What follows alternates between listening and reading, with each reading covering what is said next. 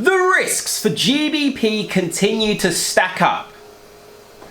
All right, after UK inflation, so CPI, the rate at which price of goods and services are rising in the UK fell today to a 4-year low.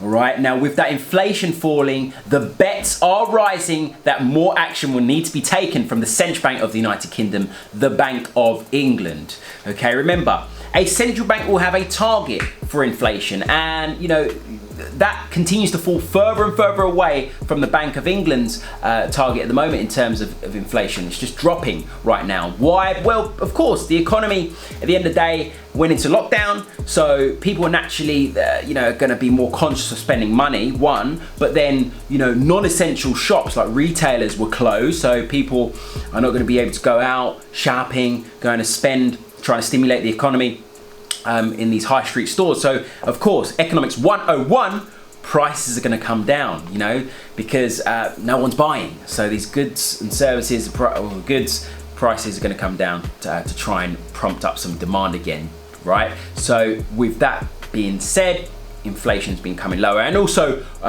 taking into consideration global oil prices, right? They fell as well given the lockdown. So those two factors adding to inflation coming down in the UK. Now, with that being said, as I say, how do we target when inflation's falling? We look at more action, more QE to try and promote or bring up inflationary levels, or we look at cutting rates, and negative rates is something that's being explored and has been spoken about by a couple of Bank of England officials. So that's being gradually being priced into the markets from what we can see. Now, if that ups some pace, okay, in terms of the momentum and talk, chitter chatter for negative rates to come into play, then eventually that will have to take its toll on the pound. For the time being, yes, I know, GBP is enjoying a good rally. It is enjoying it, one, because of the risk appetite that we're seeing at the moment in the markets, okay, so it's just carrying with the pound higher.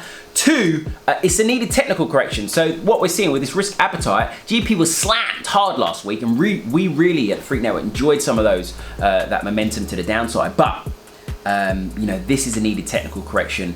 But as I say, with these factors stacking up, Brexit stalemate, and now, bets raising for the Bank of England to act further, at some point, what goes up must come down, and come down hard, because it will eventually come down hard as the focus switches back to the UK's fundamentals. They're off at the moment. They've been swept under the rug, but they will come back into the focus after this rally that we're seeing at the moment for the pound. And, we very well could be heading back up into the 124 territory. I was just looking at the chart there, back into the 124 territory when looking at GU, and there's a lot of still upside, we believe, for GJ as well. We're just flirting at the 132 mark as I speak at the moment, but some greater upside to come with this risk appetite, and bear in mind yen as well, safe haven weakness on this risk appetite.